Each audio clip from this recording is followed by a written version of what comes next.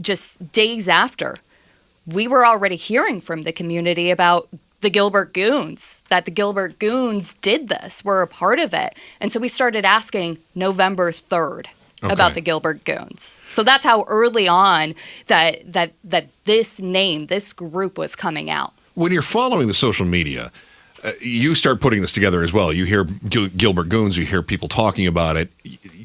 Were you witnessing some of the other videos that had been posted then on social media as you're doing the investigation and you're starting to put together that, my goodness, we have something trending in this area? And behind the scenes, we started getting those videos, these fight videos, these very violent, graphic fight videos.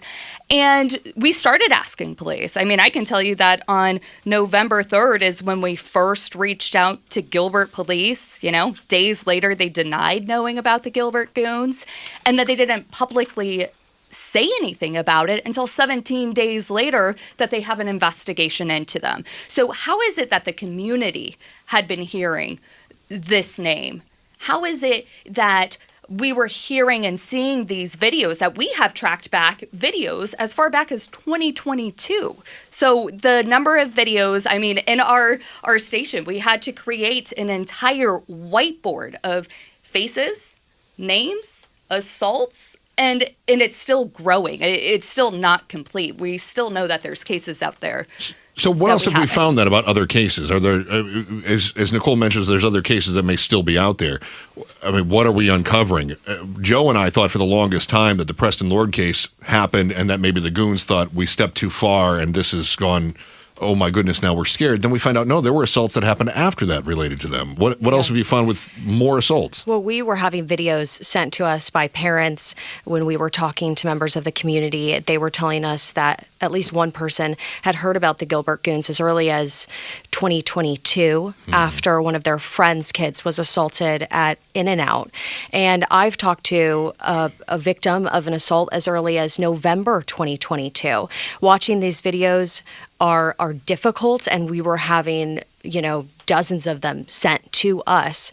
We're watching it, we're asking questions, and I think the overall, conclusion that we came to was there is an issue here, right? And when and what did law enforcement know? And those are the questions, some of them have yet to be answered.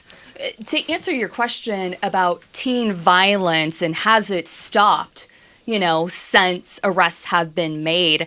I mean, just a few days ago, last week, we reached out to Gilbert Police, and they were giving us other dates of other teen violence cases, not necessarily connected to the Gilbert Goons, but I mean, they're tracking them now. So we have something that happened February 3rd, March 2nd, March 8th, March 23rd. And this is some of the stuff that we have to look into. And, they said we don't have any new arrest updates, investigation into the Gilbert Goons still ongoing. But it shows that there's other teen violence cases still out in the Gilbert area. So that's something that we want to expand on because I think that is an important point as we talk about the context around what has been the focus, the Gilbert Goons, and then other youth violence circumstances. Talking with Nicole Grigg, Ashley Holden, and Melissa Blasius there from ABC15 is our Youth on Edge roundtable as we try to uncover what's going on with youth violence, not just in the East Valley, but across all of the metro area, and I would even say Arizona at that. Ashley, I want to follow up on something you said. You mentioned the videos that were being sent in, and that people are saying, look, you guys got to see this one, you got to see this one, you got to see this one. I'm assuming that's happening to you. It's happening to all the different news outlets across the valley as well. But one of the things that we have heard about the Gilbert Goons is that they can be vengeful. And some of what has prevented witnesses from coming forward is concern for their own safety or maybe their family's safety. When you were getting those videos, were they being sent in anonymously? Were they being sent in and people asking, don't tell anybody where you got this? How did that transpire? Were there people that were saying, I want to stay in the shadows? Oh, yeah. I mean, there were people. I think that's the thing that really stood out to me as I was going back through when I talked to parents, when I talked to community members, was the level of fear. They were telling me they're fearful of the Gilbert Goons, maybe not for themselves, but for their kids. They're worried that if they speak out about this, their kids are going to get jumped. And I do want to reference one of the cases at In-N-Out. It had 3 victims, according to the police report. 2 of them didn't want to follow through with prosecution because they were still afraid, even as police were talking to them. And they had one victim who did want to follow through. But as we're getting those videos, they're from community members, they're from parents.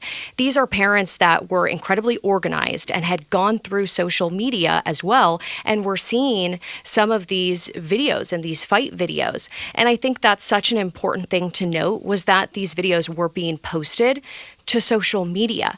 And then you have the question of why are these teenagers sharing these videos to social media? They have to feel like they're getting something out of that. Is it because they want people to see this and they want to feel a certain way, or with each and every view they get something back from that? To me, that's been so hard to grapple with, because when you see some of these videos, you see people standing around recording. And to me, it's just, how is this not this has to be a conversation with your kids, that it's not okay to stand by and record something, do the right thing, step in, stop violence. And Ashley, I think that that's where some of this upstander movement that's come out of the Southeast Valley has come from, is that if you do see somebody attacked or someone bullied, you need to speak up and you need to say something. And some of the parents, I interviewed a mom who was kind of putting up orange ribbons for justice for Preston Lord, and she had been hesitant to do an on-camera interview with us to show her face and her name.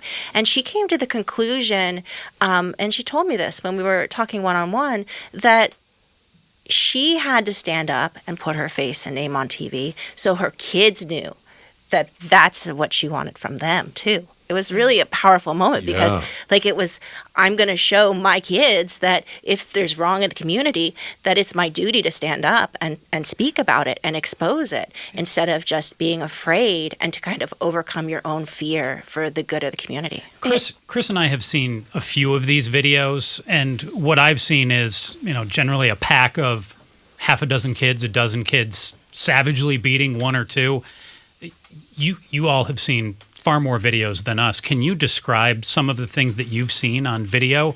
Yeah. I've seen pictures of guns, some pictures of drugs. Yeah. What are we talking about when we say videos? When it comes to the videos, keep in mind, and I don't think that the public truly knows how many videos there are, because we have been going through them, but we can't publicly share a lot of them because we don't know who owns the video. It runs into copyright issues, so we've been very careful on what videos we have released. If we have confirmed they're a part of a police investigation. But yes, I mean, this is very violent. They are very violent videos. One person on the ground trying to protect their head, usually in a fetal position, while people kick, stomp. Right. Yeah. Hit over and I mean, it gives me goosebumps. Just Ashley, you've seen, every single video and talked to one of the victims, Dale Jorgensen. He was fine with us sharing his name. He spoke with us and bravely came forward. And he came forward after Preston's attack. He didn't realize that this could be a bigger issue. And so when he saw what was going on in the East Valley, he went to Gilbert Police and reported what happened to him. That's one of the earliest assaults that we've seen in November 2022. He said he was at a house party, had asked some people to leave because it was getting a little too big, and it went from one person swinging on him to, he estimated, 8 people. And that video is hard to watch. And I've had he had seen one of the videos of his own assault, and I have had other angles of his assault sent to me as well. How does that reflect back on somebody who witnesses their own beating after the fact? I mean, I think I asked him, moving forward, how he was feeling. I think he's incredibly strong. It seems like he has, an incredible family unit, but I can imagine how traumatic that would be to see yourself being assaulted. And I think that's why it's so commendable that he came forward and was so brave, and not only talking to us, but talking to the police department, wanting, to be a part of the solution and wanting accountability for not only what happened to him, but some of the other victims that were seen as well. It's our Youth on Edge roundtable at KTAR as we take a look at the issues that surround mental health, the behavioral challenges that are facing our teens and young adults, and we follow some of the incidents of violence and bullying that we've witnessed in the East Valley. Joining us at the roundtable is our ABC15 reporters Nicole Grigg, Ashley Holden, and Melissa Blasius. And Melissa, I wanted to touch on some of the stuff that you were talking about earlier with this issue, the bravery that it takes. And I just sort of wonder, is this something that we're seeing? Is it East Valley? Is it across the valley? Is this an America problem? When we talk about youth violence, we tend to sometimes, I think, get consumed in our own little media bubble of this is the hot story, this is the trending topic that's going on right now. Put this in context for us. Well, one of the important things I think that we did at ABC15 is that we actually put out a hotline and an email address where we asked people to give us feedback on our reporting or tips that they had heard or information they wanted.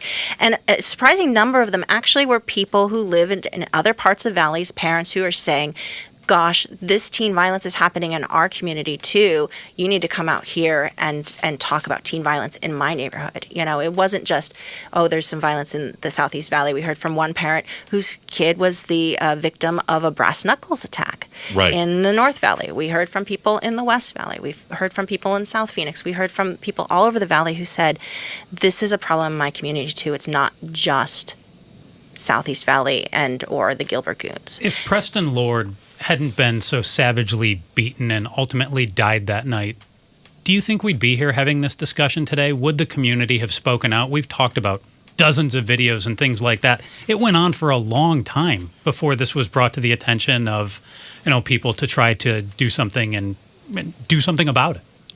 Well, and I think that the community in Queen Creek and Gilbert in the Southeast Valley, that those community members did something amazing that we rarely see, is that after they weren't getting answers and after they felt so afraid for 4, 5, 6, 7 weeks, they started to go en masse to every meeting they could go to. They went to the city council. They went to the school board. They went to any kind of meeting where they could have their voice heard in not only Chandler, but Gilbert, and Queen Creek, and some of this happened in Mesa as well, and made their voices heard that they wanted answers, they wanted arrests, they wanted police to get to the bottom of it. And as a result, you quickly saw the number of cases that police said they were actively looking at and arrests, and that started to bubble to the top very quickly. And I think that really speaks to the power of the community there to effect change, because these were random attacks on weekends over miles and miles, not all involving the same attackers against the same victims. And unless these folks spoke up in the way they did, I don't know if they ever would have got to the bottom of it. So as we try to get to the bottom of it, we also want to talk about justice, right? We want to talk about, there's been a lot of pressure, especially on the Gilbert Police Department. In fact, I know that Mesa's got their East Valley Fusion Center, and they said, we've got this entire center set up so that we can share information, and nothing was ever shared with us.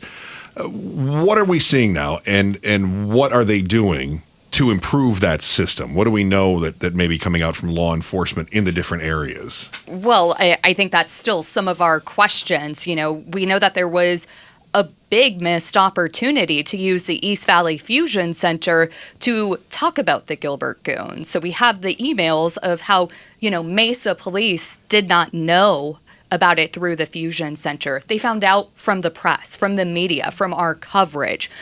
So I think that there's still questions. This is taxpayer dollars, the center. What's going to happen with this? Everyone, all these police departments have to buy in to this concept. They have to want to share this information. And sometimes, there's this concept of let's keep this close to home. So maybe other agencies don't know how big a problem might be, is kind of what our reporting has uncovered. And I think that there is more questions. What is the future of the East Valley Fusion Center if this is what it should be used for? You would think something this large scale, all hands on deck. Yeah. Here. It feels like either the East Valley Fusion Center starts to work as it should because we learned that it wasn't, or it goes away because it doesn't work. It feels like those are the two directions that it can go. I'm just wondering, as the police forces go, do they get territorial? I mean, is it apathy towards sharing information? What would lead a police force to not share that information? What would lead them to not want to work with neighboring agencies? Ashley just talked to some former police officers about that topic. Yeah, and what I was told was the minute you put it out there, you're putting out your information and that there's a potential problem. Now, when I talked to Gilbert Police, I brought them our questions and said, why not alert the Fusion Center earlier? If you have this tool and you're trying to gather intelligence, why not use it? And they stood by their response. They said that they met in person with numerous agencies later on in December, and that is the way they wanted to do it, and they felt confident in their approach. They felt like by doing that, they were bringing in other agencies that weren't necessarily a part of the Fusion Center. But I think there's still tons of questions there, and I think we're still working with Gilbert Police. I just sent them questions numerous times this week. We're trying to get kind of that timeline that I was talking about in terms of what did they know and when, and how is this investigation, how has it been playing out? They haven't answered a lot of questions about that. We got some new details in Queen Creek's report because they were getting some information from Gilbert. And it seems like they've known some of these things for months. And so we're still trying to get that timeline and really get a good grasp on what they knew. And that investigation into the Gilbert Goons has been going on, they told us, since November 20th. And here we are in April. Yeah. So we're still waiting to see what that investigation uncovered. Yeah, to be honest, it doesn't feel so much like transparency as translucency at this point. We've been talking with ABC15's Nicole Grigg, Ashley Holden, and Melissa Blasius in our Youth on Edge roundtable discussion of youth violence and well-being in the Valley. And now that you're up to speed on how we got here and what the authorities are coping with, how they're trying to address the issues, what they're doing in areas where they could improve, we're going to take a look at some of the places where we're seeing that uptick.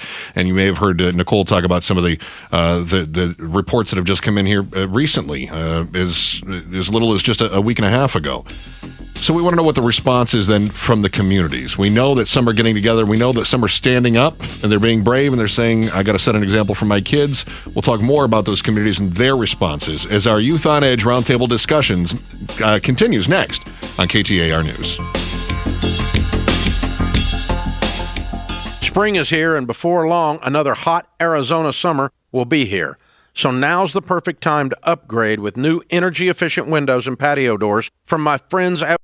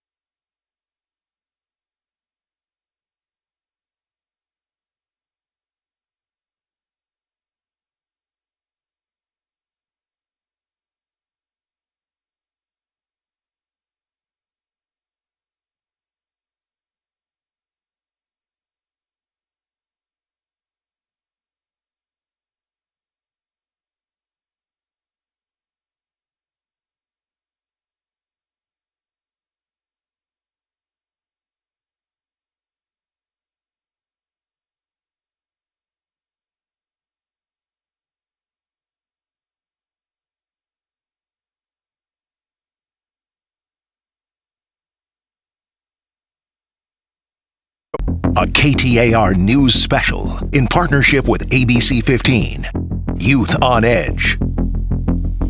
I'm Chris Merrill. Joe Huizenga co-hosting the Youth on Edge roundtable with us. Nicole Grigg, Ashley Holden, and Melissa Blasius from ABC15, reporters that have been covering not only the Preston Lord murder investigation as well as the Gilbert Goons assault in the East Valley. Melissa, we just talked as well about so much of everything else we're seeing in other places, whether it's South Phoenix, whether it's West Valley, whether it's North Scottsdale, whatever it might be. We're seeing an awful lot of this. So I wanted to turn to Ashley, if we can, and talk a little bit about the municipalities and their responses.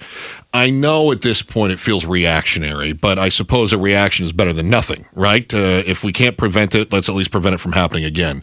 So what are we seeing? I know Michael Solberg, the police chief from Gilbert, was just on with Mike Broomhead this morning. He mentioned the Office of Youth Community Engagement will be created with the Gilbert Police Department. What are we seeing from the towns, the town halls, whatever is coming out of the municipal side of this? Yeah, well, I think everyone's kind of taking a hard look at what can we do. And we've heard from the police departments, it's going to take everyone, right? Parents, municipalities, everyone is condemning violence, really the first step there. But also we're seeing cities like Chandler tomorrow, they're having a work session and they're talking about potentially, if it goes all the way to council and passes, right?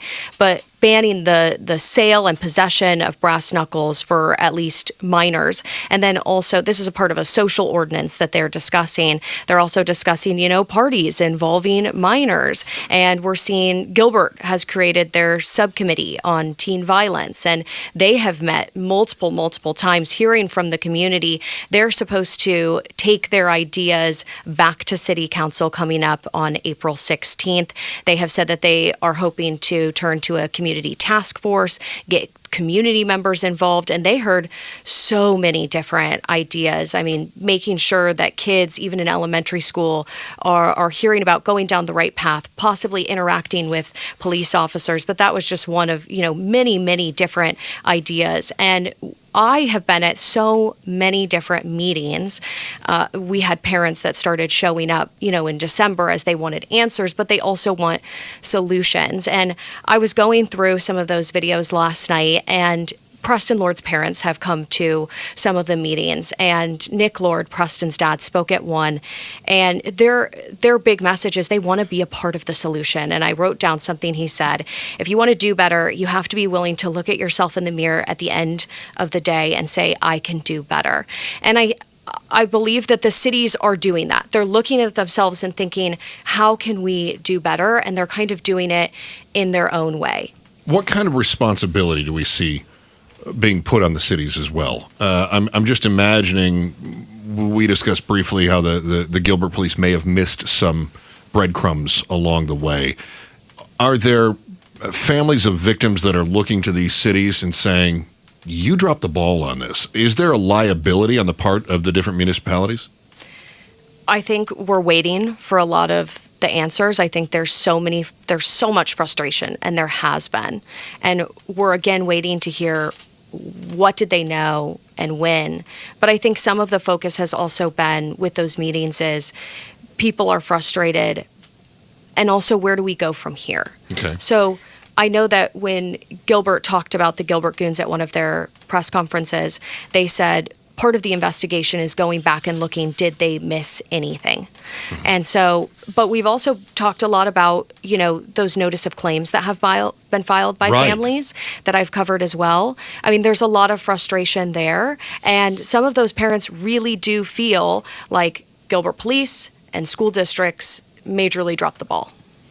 Nicole Grigg, Ashley Holden, and Melissa Blasius joining us from ABC15. It's our Youth on Edge roundtable discussion of the different violent episodes that we've seen that have transpired not only in the East Valley, but also in other places around the Phoenix metro area.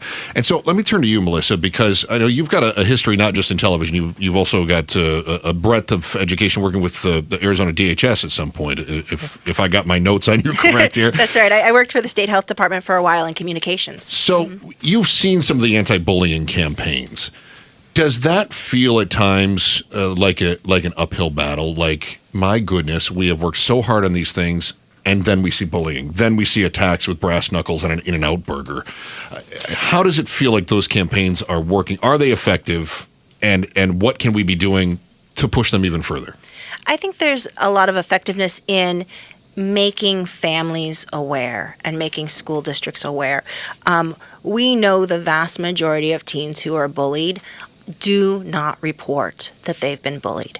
And so some of our responsibilities as adults and community members and is to talk to our kids, talk to the children that you know. Create that open communication. Ask them if they're being bullied. Ask them what's going on. Know the signs of bullying so that you can actually help them. So be aware so you can help. And then if you find out a child's been bullied, then you can take it to the school district or your school resource officer or the police or to the other parents. You can actually take action. So are you learning that those campaigns, because what I'm hearing almost sounds like parents take away more from them and it raises awareness with other leaders, other parents than it actually does with the kids? I think it does, and there's also some, many campaigns that are directed directly at kids that it is okay to speak up, and it's okay if you witness someone being bullied to tell, because I think that's a lot of times like the kids not only being bullied, but other kids are witnessing them being bullied, and they're not saying anything either, and so that's kind of like come up and help that person. You mentioned earlier, was it the upstanding movement or the stand-up movement, whatever it was, right? Upstander. Upstander movement. Thank you. I appreciate that. And that was, I suppose, in direct response to what we've seen with the crowds, the throngs of kids who are recording for social media clout. Rather than stepping in. This movement has been, a movement by the East Valley community, and they want people to be upstanders, and that's their big message is, speak up, say something. If you see something like this, be an upstander. And I think that goes back to kind of what I was talking about. Talk to your kids about if you see someone being assaulted, if in the moment you don't feel safe, speak up, tell an adult, feel comfortable telling an adult. I think also I've talked to a lot of people about social media. Social media has changed so much since when I was in high school. I would say we barely had the social media that we had today when I was in high school. I can't imagine being a teenager and having all of these different forms of communication. But I think it's tough to understand all of the different apps that kids have access to. But as a parent, it's good to start learning that and talk to your kids about what they're using and have that open dialogue. So I think that's another really important thing to talk about and look at. Ashley, just listening to you say that is exhausting. I know. I mean, as a parent, it's tough. It is so hard. It's tough for me, and I'll be open and say I'm not a parent, but in our jobs we have to keep up with social media, and we've seen TikTok and things since I've gotten into this field. Yes, Insta, yeah, and it's hard to know what apps do what and what you can do on them. And so I think it's important to learn to talk to your kids. And I know that's exhausting for parents, and that's hard. That's difficult. Very difficult. The roundtable discussion on youth violence and well-being in the Valley continues. Their ABC15 reporters. We hear what the parents, the students, and the neighbors are saying and what worries them the most. And I have a feeling we'll expand a little bit more on the social media as well. That is next in our Youth on Edge roundtable, hosted by my partner, Joe Huizinga, and myself, Chris Merrill, KTAR News. Dave Ramsey here. Give the outside of your home some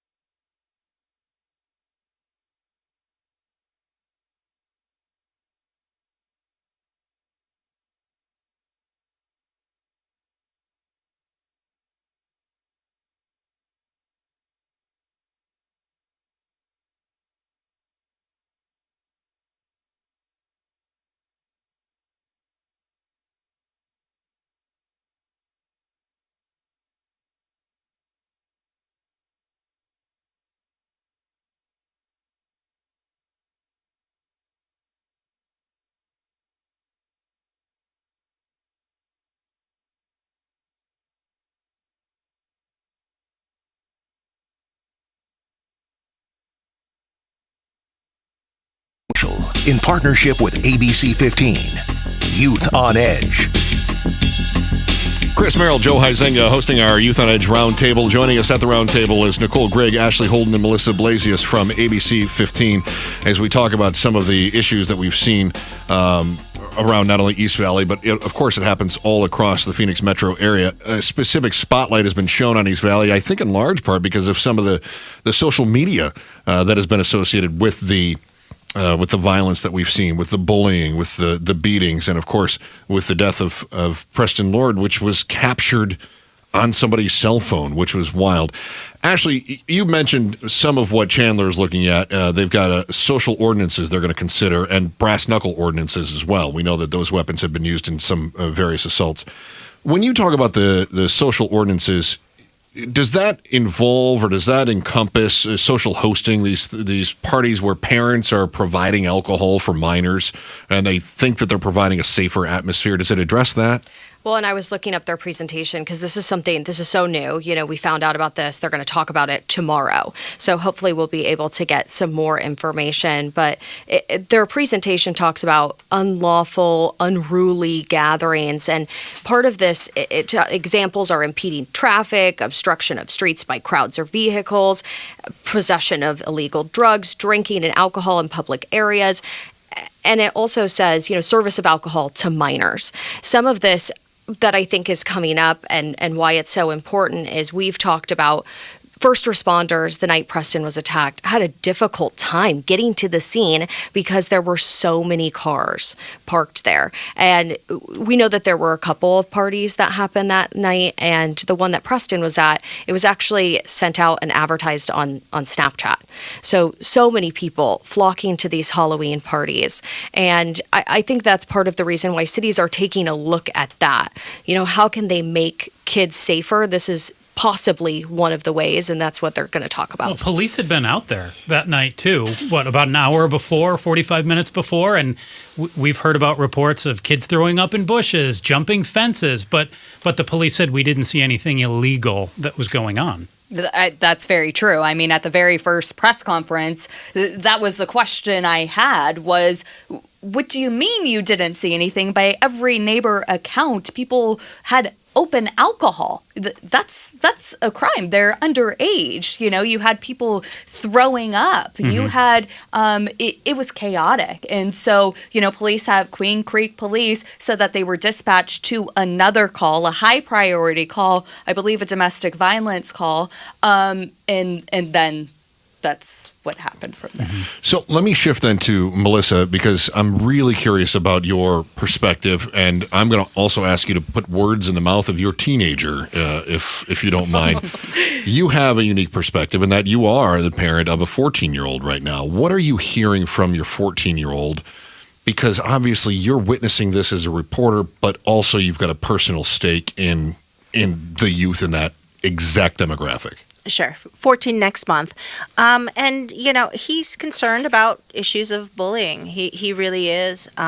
He's witnessed fights or heard about fights with other kids his age. We know other families whose kids have been hit and injured. And so there's a lot of concern about how do you help the kids either not be bullied or stop the bullying or in those kinds of things. So that is a huge issue with my son, his friends, the other parents that we know. How do you monitor his social media? As Ashley was pointing out, keeping up with social media is very difficult. Oh, you gave me the side eye, like there's no social media. So how are you monitoring that, and what are your plans then? Well, so we do not allow him to have an account on most of the social media platforms. And I can't reveal all of my mom's secrets because he could hear this back. Okay. But we do talk to him frequently. We do keep an eye on what he's doing. What do you hear back from him? Is it, all my friends have it, Mom, why can't I? Or does he understand and respect, Mom and Dad's wishes? He does. He's a great kid. My kid's a great kid. And lots of these kids who've been kind of dragged into the wider variety of issues that we've been talking about are good kids. And, and so it's, when you talk about accountability, there's a lot of accountability that we've been talking about: police and cities and government and laws and schools and school resource officers. But it's also, about parents being accountable for their own kids. What have you learned from him? As you're a reporter, you have to be frontward facing and talk about all of this. Are there things that you come home at night and you have a conversation with him that you're like, wow, that is fascinating, as it pertains to an issue like teen violence and what's going on in schools? So, luckily we able to, keep him kind of out of some of these discussions. But I asked him last night about the Gilbert Goons and what he thought about what was going on and what he'd seen. Right. So maybe that's an in for parents, is say, like, bring it up. Like, this has been on the news. What are you seeing in your school? What are you seeing with your friends? How can we be better as parents? And I think that that's what a lot of these communities are asking too. And I talked to Queen Creek Mayor Julia Wheatley at one point, and she's creating a teen advisory committee, because what they've learned there is they really need to hear more directly from the kids about what they need, and then provide the services that the kids want, that they're going to use, that they need. I think that's the biggest takeaway from what we've talked about today. Nicole Grigg, Ashley Holden, and Melissa Blasius, it has been an honor to have you in here talking about this. We commend you for the hard work that you have all put into tracking these stories, to putting the puzzle pieces together, and to keeping us informed, and offering that opening for us to be able to talk about these things with our own kids. We appreciate you. Now that you've had a chance to hear what the reporters have seen, what law enforcement is doing, and what the parents think should be done, we're going to invite some of those stakeholders to discuss solutions. How to make things better, next on the Youth on the Edge Roundtable with Chris Merrill and Joe Huizinga, KTAR News.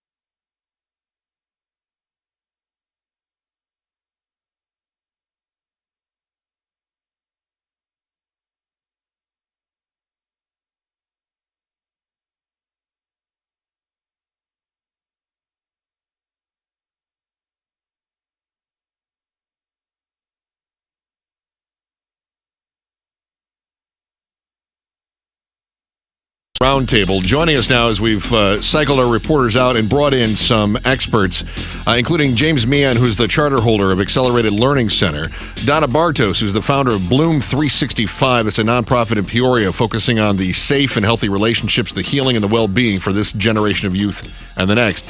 And Michael Klinkner, who is a licensed therapist, deals with bullying, social media, and does individual, group, and family therapy for children, for adolescents, and adults. You guys really are the brain trust that we brought in to make us a little bit smarter. We appreciate you being here. I'm just going to toss this out and let you guys sort of bandy about at this if we can. And I want to start with James. James, you as the charter holder of the Accelerated Learning Center, and this is a high school, and you've got kids within that high school that have had some challenges growing up. What is it that you're seeing now? And then can you compare that to, say, pre-pandemic or what we've witnessed as far as, kids in 2018 versus 6 years later, which doesn't sound like much, but my God, it feels like a whole generational gap now. Yeah, you're right. Our schools are specialized in serving students that are, considered at risk, right? That aren't finding success in the traditional school model. And, really what we're seeing now is this desire or preference for isolation, right? We had this extended time period where kids were working online, and they got to a point to where they preferred that. Which is concerning because we all know that as human beings, the power and the benefit of community, being in a positive, healthy community, but they want to withdraw from that. So keeping them engaged and motivated to stay in the community where they can be best served is honestly a big part of our job these days. The other thing that we really uncovered, and we did this through a statewide teen re-engagement effort that we ran with Governor Ducey with our company called Elevated Education, was we partnered with Reeser Advertising that has a strategic research division, and we did surveys and focus groups of parents of students who are at risk and students themselves. Over 1,000 participants in that, and we asked the parents, how much time does your student spend on their phone a day, right? And they said 3 to 4 hours. The students answered that same question, and it was 8 to 9 hours a day. That has to be part of this conversation in why they want to be isolated, and what's driving some of their behavior is this just constant draw to a device. Let me shift over to Donna Bartos, the founder of Bloom 365. You deal with kids, and you obviously are taking a look at the mental health of this generation. The isolation that James is talking about there, something that you're witnessing as well, and do the phones contribute to that, current state of, youth mental health? Well, if I was a teen in this seat answering that question, it would be no, because that's how we connect with each other, and that's our norm for connection. But as a parent seeing this happen, it's, why aren't you talking face to face? Why aren't you going out and hanging out with your friends? And I think it's important to point that isolation piece as a risk factor for these adverse behaviors and experiences that students are having, because on the flip, a protective factor, or the thing in our work with violence prevention that every kid and young person and teen needs, is social connectedness and positive peer relationships. So if that's absent from their lives, that elevates the risk for these harmful behaviors to others or to self, and then just elevates that isolation piece. Let me shift over here then to Michael, who's you offer therapy to families and to kids and adolescents. To Donna's point, if we were to ask the kids, they'd say, no, that is my social outlet. So how does isolation translate then as a risk? If they're getting social connections, they're just different than what we grew up in. Is it a risk, or is that an adult interpreting the next generation as just being different and then therefore assigning it as risky behavior? There's a couple key points to this.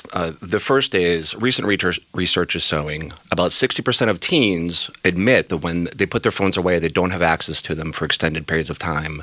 They feel more calm. They notice their anxiety goes down. They feel better. And so they're going to say, is that how they connect? Yes. They also know that they're better without their phones. Just purely through social media, through the scrolling through TikTok, seeing all the memes, seeing all like the FOMO and the perceived pressures about how they're supposed to look and how they're supposed to be. When that's put aside, that's very helpful. We have seen an increase in things like self-harm, eating disorders, body dysmorphia, directly related to social media and the filtered pictures. And so everybody knows they're filtered, but for a teen brain, it's very hard to interpret, okay, I know it's filtered, but I want to look that way anyway. So they're striving for those perfect bodies. They're striving to look or appear a certain way using their own filters. But for the teen, it's never good enough. What they're doing is never good enough. They're never popular enough. They're not getting enough likes, and the picture isn't ever okay. How does that different? Obviously, it's a different playing field. Mm-hmm. But is the game different than it was for us when we were teenagers? Because, my God, I wanted my peer group to like me. I was afraid of rejection. I had those stresses. And to be honest with you, don't tell my parents this, but when I was growing up, probably after I spent a little bit of time with them, they seemed like normal human beings. Of course, when I sit down to dinner, they were monsters, and you know how it is when you're a teenager. But I would say that getting a breather from my peer group in general probably was healthy for me at that time too. Does this shine as particularly different than normal teen challenges? Yes, because there is no break. You're always worried about social media. You're always worried about if I've posted something, how many views have I gotten, how many likes. And so as we were growing up, I'm a Gen Xer. And so do my peers like me? Yeah. How do I know? By how much we hang out, and like, do we call each other on the shared family phone, and all of those things. Do my peers like me? Yeah, I think so. There's now an objective way that they're looking to determine if they are popular enough. Number of likes, number of followers, number of people that have shared their reposts, things like that. And if you have an objective way, it's just so hard because it's never good enough. It's never enough. And so it's just a constant state of impacting self-esteem based on perceived what my numbers should be like, especially as I compare it to other people in my grade at the same school, how many followers they have, what they're posting, and then how on earth am I supposed to keep up? There isn't a break from it. Their phone is always with them. We just heard 8 or 9 hours a day.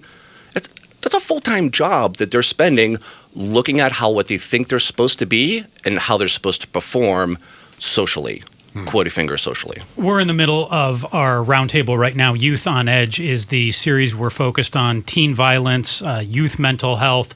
We're joined by Michael Klinkner, who you just heard, who's a licensed therapist here in the Valley, Donna Bartos, founder of Bloom 365, and James Meehan, who is a charter holder here in the Valley at the Accelerated Learning Center. You mentioned social media, the cell phone right here, that they're huge problems. What other problems do you three, Donna, we'll start with you. If it's not the cell phone, if it's not social media, what other problems present themselves to teens and youngsters these days that you encounter with everything that you do at Bloom 365? Yeah, thank you for that question. In our lane of work of violence prevention, there are certain ongoing common risk factors that teens and young people face in their lives that put them more at risk for these harmful behaviors. Again, it could be violence perpetration, verbal, emotional, physical, sexual violence, bullying, etc. Or it could be substance misuse or suicidal ideation, which we know is a mental health disease and disorder that many young people face. But kind of tagging back to the social media piece, yes, the constant looking, am I fitting in? Am I missing out? Am I up to par with what these expectations are that seem unrealistic? Chips away at a young person's self-esteem for that young person that does not have good coping skills, that does not have good protective factors in their lives to counteract that challenge and that risk. So not only does social media have an impact on some students with their self-esteem, but also thinking about what is going on in their environment. In our world, we don't use the word troubled youth. There's no such thing as a troubled youth. It's the environment in the world around them that's troubled, and how does that environment influence how they feel about themselves, and more importantly, how they're showing up in the world or not showing up in the world. So we think about trauma at home, instability at home, lack of confidence because maybe they don't have a skill that they've mastered, but maybe their peers do, pressure to succeed academically, and maybe their brain just doesn't function that way, but the people in their world don't recognize I don't learn that way, but we're expected to get the grade. So there are so many factors that deplete a young person's self-esteem beyond social media. And Donna, as I'm listening to you talk, I'm thinking about all the ways that parents may be trying to cope with that, but also how the schools are trying to cope with that. So, James, what adjustments are being made? Again, with the Accelerated Learning Center, and you deal with at-risk youth with many of your education resources. What adjustments are they making right now as we're finding out? We're evolving. Technology is evolving, and it's evolving our social patterns. Yeah, so that's one beautiful thing about the Arizona educational environment of school choice is there are options outside of what's traditional, because what we're seeing is a square peg and round hole situation, right? Everybody wants education to fit in this nice rubric and it be very streamlined and easy to measure. But, with the challenges that a lot of these teens are facing, it doesn't work that way. Mm-hmm. There's too many unique things and supports that these students need that the schools can step up to offer. But, that's challenging for a huge traditional school, and kind of the beauty of a nimble charter school that can step into some of these specialized demographics. What do you say to the parents that say, look, I appreciate that you're nimble and I appreciate that you can adjust things for my student, but I just want to know if they're getting an A or a D. As you point out, that may not be the rubric that we need to use for measurement. How do you talk with the parents in these circumstances? Yeah, for us, we're more focused on progress, right? Okay. We're not expecting perfection. Are they growing from point A to point B? Are they earning the credits that they need to earn? Are they persisting in their academics, meaning are they staying in it and not dropping in and out of school like is some of the case? How do you handle phones at the Accelerated Learning Center? You mentioned, and I think this is critical, parents think, hey, my kid only has this in their hands 3 to 4 hours a day. Kids are saying, it's actually more than twice that amount. How do you handle it? Are they allowed to have them in the classroom? Are they allowed to have them on them at school? And what does the access look like when they're trying to learn? Yeah, having them show up and lock them into a locker or in the administrative offices is chaos. We've tried it. It doesn't work. What we do is we approach it with a very structured day when they know exactly when they're going to be able to access their device. We have times that we are working and we're focused, and we have times where we're socializing and can be on devices. Joining us right now in our roundtable discussion here on Youth on Edge is James Meehan, from whom you just heard, our charter holder of Accelerated Learning Center, Donna Bartos, the founder of Bloom 365, who deal with the young people of this generation and the next, and the importance of teens and the relationships with their mental health as well.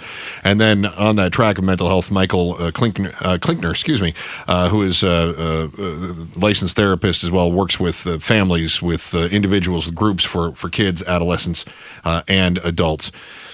I'm thinking about all of what you guys are saying, and I'm thinking about back to when I was a teenager, and why. Now I've got my kids are in their 20s now. Thank God, I'm done with that.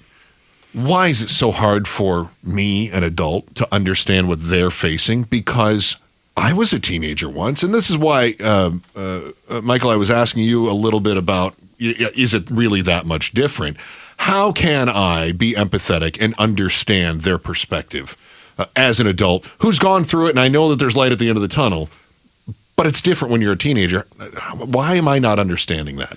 Well, we need to understand parents now, we're essentially technology immigrants. It's the same idea of when our grandparents came over to Ellis Island, brand new culture, brand new language. We had no idea of what was going on or how to navigate those things. That is the same for us as parents now. I have no frame of reference what it's like to be a 15-year-old growing up with social media being that important. I know that I don't know. So I always, to my parents that I'm working with, I'm always importing the ideas of just be empathetic, ask a lot of questions, validate their experience. And that part ends up being really important because bullying can show up in so many little weird ways where if someone likes my friend's post but not mine, or shares someone else's, that's not going to mean anything to me. To my teens, that's their world, and it couldn't be any more important. So just validate that even if you don't understand it, and then get really curious. Ask a lot of really open-ended questions about why is that such a big deal, or talk to me about what is it about that that's hurting your feelings, or what are your friends going through with their Snapchats. Just ask all those questions and let your child educate you about those things, and just know that you don't know, and it's okay. I love the advice, and I can't get out of my head the image of the after-school specials from when we were younger, right? Hey, Michael, how's it going at school today? Dun, dun, dun, dun. Right, yes, right? And so I can't help but to wonder, like, Donna, how do we have those conversations and make them seem natural? Like, as I'm making dinner, my kid doesn't want to talk to me because they're on their phone, right? Or they're in their room. Sure. Yeah, So- on the phone. Although, there's an yes. elephant in the room here to Okay. stretch this to the next level. Okay. I'm going to ask you both a question. Okay. What stereotypes about teens do you maintain in your mind every day? What labels or things that you think about teens because they're a teen? Because they're a teen. And I think this is a generational thing that I find difficult. Joe's the worst at it. He cranks out the kids these days all the time. Yeah. Not that exact language, but yeah, no, I do. I just threw one of them out there that kids want to be on their phone all the time. They want to be in their room. They don't want to be outside and run around and hang out with other kids. They want to be, we talked about it a little bit, isolated. They want to be with all their friends, but on their own. And they know that you think that. So what's Okay. your stereotype? Distracted. Right, Okay. that's the way I always think of it, and I think I've got a failure to launch 20-year-old too at home, 25, who feels distracted. Priorities are out of whack. He's not really focused on things that I think other 25-year-olds should be focused on. So I feel like it's distracted. Like priorities aren't necessarily arranged correctly, and frankly, I feel like that's my fault. So distracted, failure to launch, isolated. Teens know what the adults around them are saying and thinking about them. Okay. That puts up a barrier for them to come to you in a way thinking that they're going to get an empathetic response. This adultism thing, and as parents and as adults, we think in our mind, our job, and I'm talking about teens, I'm not talking about 5-6 years old. Yeah, It's yeah. a different Yeah. growth development. In our minds, our job is to protect, to take care of, to provide for, and to fix their problems. When they're a teen, they're in that funky stage of life where empowerment and autonomy and decision-making is important to start practicing and forming. But if they know when they come to the trusted adult or parent in their life, and the response that they're going to get is, well, why did you wait to tell me? Well, why did you show up in that way? Well, why did you get yourself into that situation? We're judging. And then we're giving our opinion when they haven't asked for it.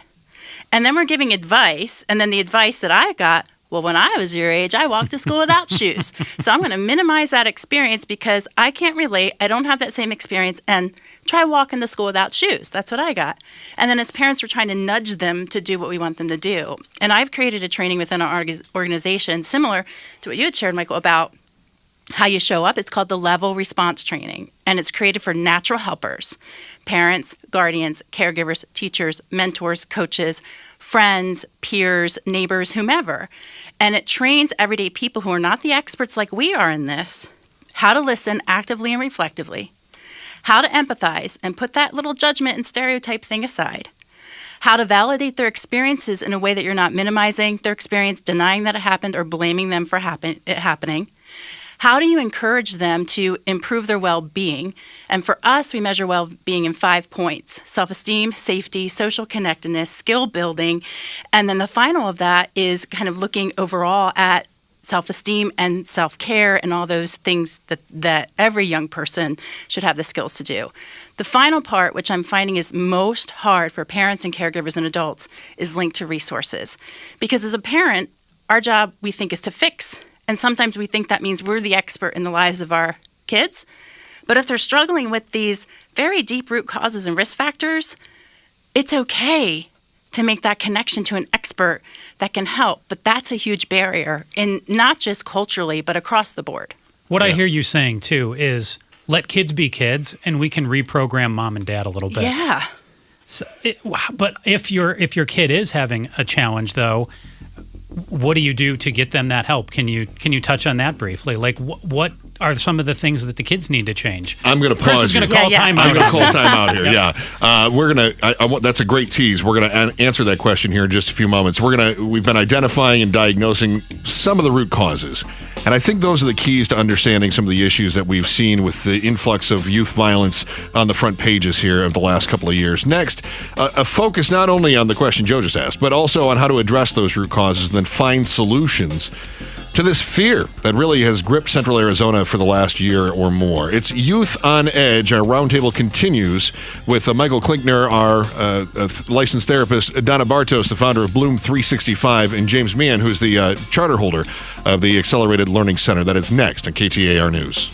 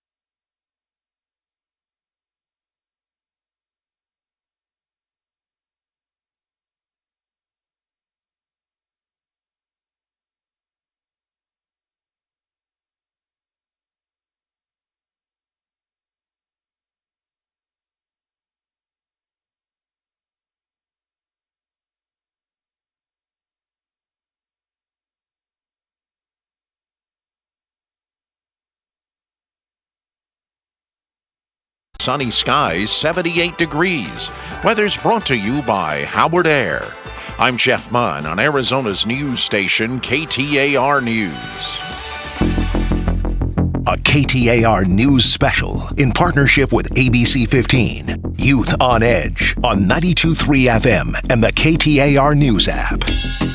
I'm Chris Merrill. Joe Huizinga sitting to my right in studio with us as part of our roundtable. James Meehan, who is the charter holder of Accelerated Learning Center. Next to him, Michael Klinkner, who is our licensed therapist. He does individual, group, family therapy for children, adolescents, and adults. And also Donna Bartos, the founder of Bloom 365, which is a nonprofit based in Peoria that deals with the safety and the healthy relationships, healing, and the well-being for this generation and the next. I'm going to key in on something, Donna, you said before we went to news, and that is you were talking about parenting and how to parent a little bit different and listening to what our kids are saying, not necessarily adulting. And if we don't have the answers, we should go find the answers or don't be afraid to reach out to certain resources. I guess twofold. The first is, how is that different than the old criticism of you're trying to be your kid's friend, not their parent? And then we'll follow up with what are some of the resources and what do we find that parents have as far as tools maybe they don't know are available. Yeah. Thank you for that question, because I grew up with parents who are my parents and not my friends. So that's all I knew. But when we think about asking parents to think about showing up with empathy, trying to truly put themselves in the shoes of their child, especially their teen, and come from a place of just being connected and being in that moment with them does not mean be their BFF and go out and do shots with them or do the things that we know considered like, oh, I'm gonna be on their level and I'm gonna dress like them and chat like them and Snapchat like them. To your point, I think we can all say we've witnessed some of that when we talk about some of the violent episodes that have happened in the East Valley. I think we've seen some of that, social hosting and things of that nature. I think some to be of that the cool parent. Yeah. Having a level response as a parent is not about being a cool parent. It's about learning how to merge empathy with accountability and understand that our role as parents, is to protect young people, but it's also to equip them with resilience. And when we show them and model to them how to show up and support in hard situations when they're going through it, they're going to be better equipped to do that, not only with their peers, because we know in our line of work, when it comes to violence and violence disclosures of dating violence, domestic violence, sexual violence, peer-on-peer violence, 80% of students are going to tell their friend before they go to their adult or go to their parent. And then if they go to their parent with this and the parent flips out or blames them or starts like going off the rails, that's probably going to shut that kid down. So a level response is not about being BFFs with your teen child. It's about showing them how to model to them that you are actually listening. Y'all probably been there. I've been there too, where I'm working or doing something and my kid comes up to me and they're like, "Mom, da da da da da." I'm like, "Uh-huh. Mom, what did I just say?" "Oh, I'm so sorry." Oh, that's I Joe still do every that to day. Chris. And then- at least in his eyes. But if I tell him that's- I listen with my ears. Yeah. If that's consistent, what are you saying to your kid? This, what I'm working on right now, is more important than what you're so excited to tell me or that what you're going through. So it's really about that kind of active listening and reflective listening and showing up with empathy, validating their experience, encouraging them to boost that well-being. And if you are not the expert and feel like you need help, not being ashamed to ask for that expert help. We're talking with Donna Bartos. She's the founder of Bloom 365. They're a Peoria nonprofit that focuses on safety and healthy relationships. James Meehan, charter holder of the Accelerated Learning Center, and Michael Klinkner, who is a licensed clinical social worker. And right before we went to break, Donna, I was asking you, and you were talking about, I'll dumb it down into my language, how to kind of reprogram mom and dad and parents and adults in the room. What can we do specifically with children, though? So if step one is, hey, mom and dad, you need to look at this situation differently, is there a way to do something similar with kids to help them feel less pressure? How do we get through to them? If step one is mom and dad, how do you then, if you are a kid, what can you do to take some of the pressure off their plate as a kid themselves? Yeah, well, there are probably going to be some parents who disagree with this response. Good. And this is an elephant in the room because I've come under attack for this. Not only, it's not my personal view or opinion, this is what research says. When we're talking about peer to peer, teen to teen, kid to kid. It is so important that we not only expect that what's going on at home is respectful and healthy, because that's what's going to have kids show up at school being respectful and healthy and ready to learn. But peer influence is so strong. How many hours a week do students spend with each other on campus, if they're out of campus, and then online when they're off campus?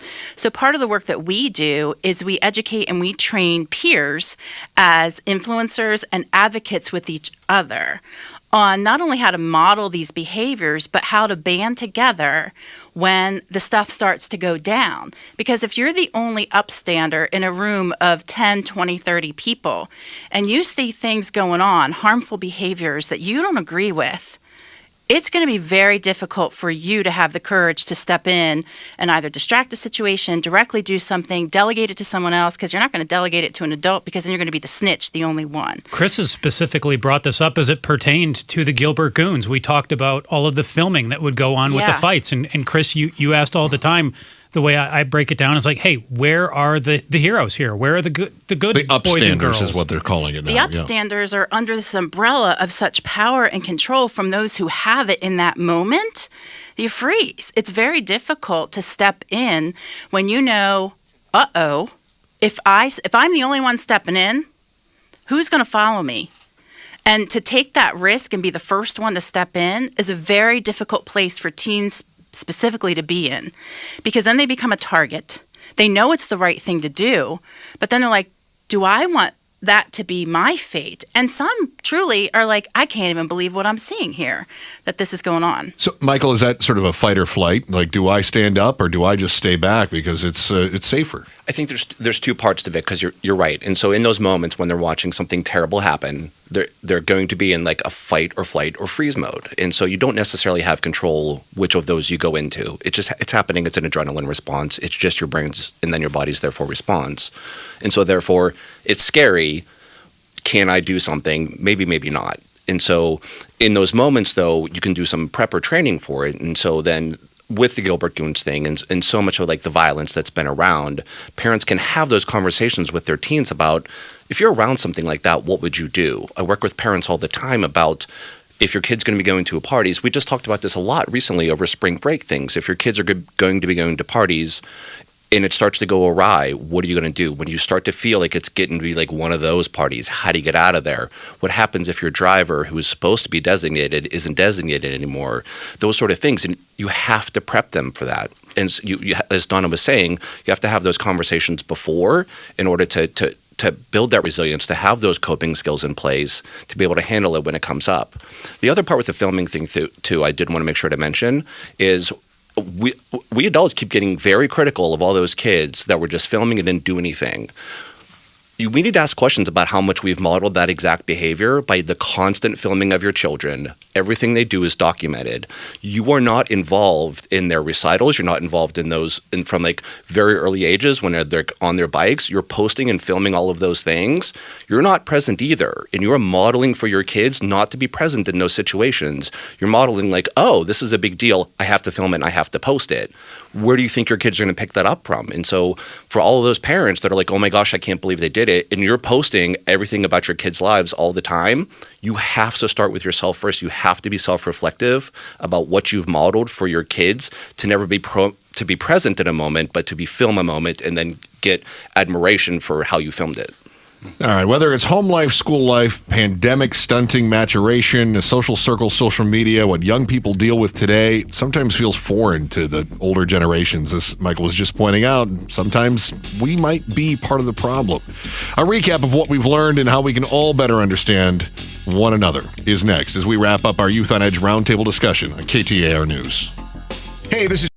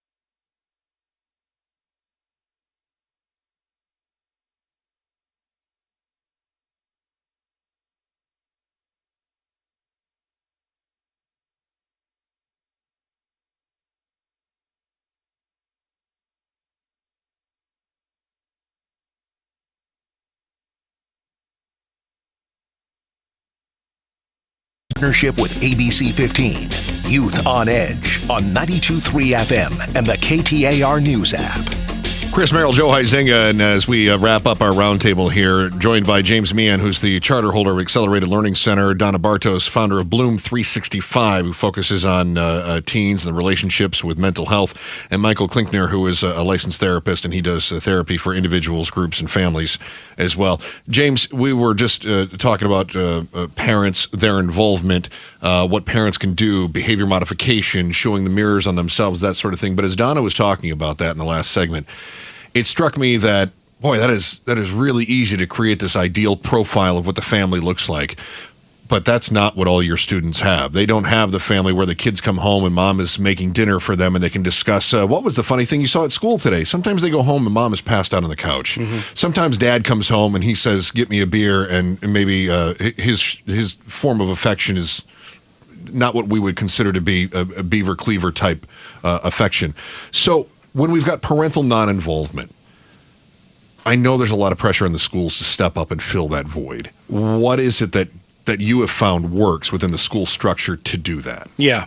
We do a lot of professional development on this, and one of the things that we tell our staff is you're not expected to be mom and dad. That's too big of an expectation. But we do want to support and love our students, because one of the things that we know when they show up to our schools for the first time is there's a lack of hope and a lack of possibility, that they just don't see that within them because they've been told their whole life that they're dumb, or that, they've been kicked out of every school that they've been in, right? So here comes another school. So we're very intentional about making sure our schools don't look and feel like the typical school, right? Because that'll just cause a reaction as soon as they walk in there.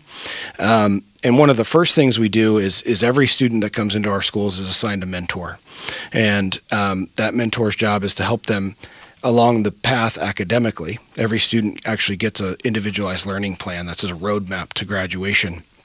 But we're also working with them on identifying the risk factors or the barriers in their life that have gotten in the way of their education in the past and helping them overcome those. So that's kind of those wraparound services. And then also character development on, helping these students become good citizens once they leave our school. They're walking away with a diploma and they are actively engaging their local communities. And that, it's to the point where kids are showing up for that healthy adult relationship. Them doing algebra is a byproduct of that relationship. They're not showing up for algebra. Interesting. Yeah. And I think that's a complete mindset change from generations past. I think reading, writing, arithmetic, and the rest of it will follow. And what you're telling me is let's fix some of the underlying issues. Yeah, for us, the basis of everything we do is mentoring, right? Okay. We want to care for that person first, and the educational progress is a byproduct of the proper support. Michael Klinkner is our licensed therapist. And Michael, I've got a short amount of time left here. You've got a family comes to you and says, I'm trying to figure out how to talk to my kid. My kid is getting into trouble at school. What's the first thing that you start with? What's the first thing that you focus on? I mean, is it social media? Is it understanding? Is it learning? Is it going to where do you start? We call it positive label praise. And so how many times a day do you find something to praise your kid about, even if it's the things that they're supposed to be doing or should be doing? Like they sat down to do their homework when they're supposed to. That is praiseworthy. When they do their chore like they're supposed to, that is praiseworthy. That is, for a kid, for a teen, that's their payment. Even if they're getting allowance, praise from their parent about those things creates dopamine in your brain. Your dopamine makes you more likely to do that behavior in the future. Praise from a parent's a big deal. And so when I hear parents saying, I can't talk to my kid, there's so much resistance, I'm looking for how much is the parent looking to just criticize all the time? How much are they telling their kid they're doing something wrong? And then opposite of that, how much are you praising your kids? And so if I can get that shifted, we're always looking for about a 3-to-1 ratio for positive label praise to criticism. If we can get that in place, behavior changes fairly quickly. Also, a parent mindset about their kid and how much they're screwing up and all the things they don't do also shifts because now I have to find 3 things a day to compliment my kid about, which is like such a pain. But they'll find it, and they're going to get a state of mind shift, and the kid's going to feel it because now it's not all about what I'm doing wrong. It's about what I'm doing right. Sure. And like you said, it sort of shifts the parent's mindset as well. I suppose that's the cognitive shift that we have going on. Gang, we're out of time. I think we could probably do another 3 hours between us here. There's no trouble with that. It's been a wonderfully enlightening hour in our Youth on Edge roundtable with Michael Klinkner, Donna Bartos, the founder of Bloom 365, and James Meehan, the charter holder of Accelerated Learning Center. Guys, it's been an absolute honor to have you into the studio today. Thank you so much. We look forward to talking to each of you again in future segments. All right, the roundtable discussion comes to a close. Joe and I are going to continue to dive into what we've taken away from our talking with the guests over the last couple of hours, and then try to put into context what youth see today and why that's so important and why the context is so often misunderstood. I've learned a few things today as well that sort of are going to feed into that discussion. That's next. The Chris and Joe Show starts just after our 2 o'clock news, KTAR News.